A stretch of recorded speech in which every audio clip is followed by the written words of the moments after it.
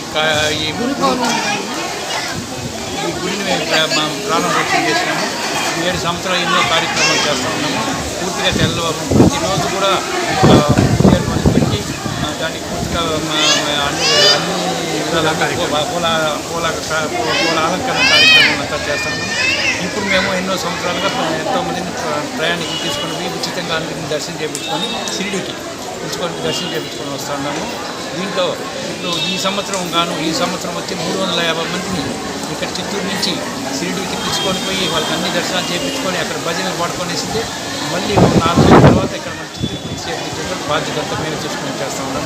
ఇంకా పోను next year వచ్చింది 400 మంది భక్తులు తీసుకుపోతాము. దాని తర్వాత సంవత్సరం 500 మంది భక్తులు తీసుకుపోతాము. అదేవిధంగా ప్రతి సంవత్సరం తీసుకొని పోయే ఆలోచన మాకు చేస్తాము కంటిన్యూ చేస్తాము.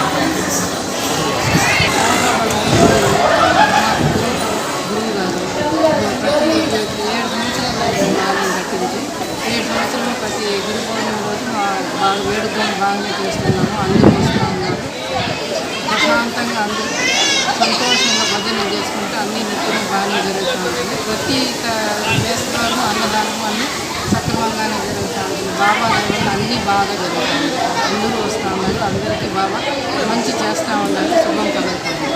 వ్యవసాయ మందిరము ప్రారంభించి దగ్గర 7 సంవత్సరాలు పూర్తయి 8వ సంవత్సరం ప్రారంభం కాబోతుంది. ఈ 7 సంవత్సరాల్లో బాబాకి నిత్య పూజలు అతి ఘనంగా నిర్వహించి ప్రతిరోజు 4 హారతులు జరిగి ప్రతి గురువారం విశేషమైన పూజలు చేసి అన్నదాన కార్యక్రమం అంతా జరుగుతుంది. ప్రతి సంవత్సరం గురు పౌర్ణమి అత్యంత వేడుకగా చేపిస్తున్నాము.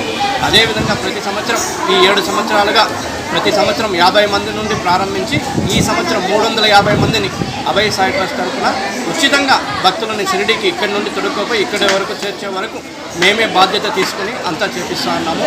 ఈ గుడి తరఫున ఇంకా కూడా అందరినీ చాలామంది ప్రజలను షిరిడీకి పోలేని భక్తులని అందరినీ బాబా దర్శనం చేపించాలని మనస్ఫూర్తిగా కోరుకుంటున్నాము. అభయ సాయి ట్రస్ట్ తరఫున అత్యంత విశేషమైన కార్యక్రమాలు కూడా నిర్వహిస్తున్నాము.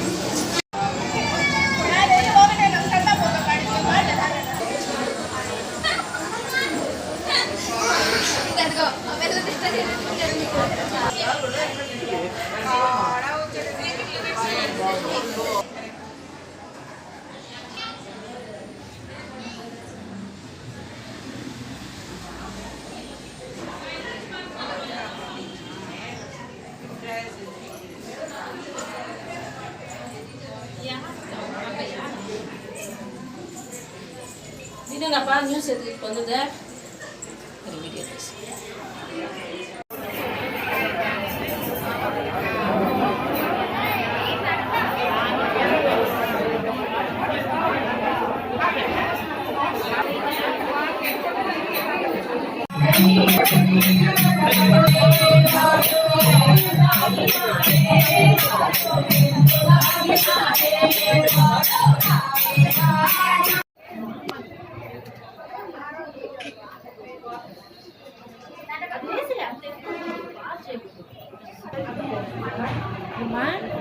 అవును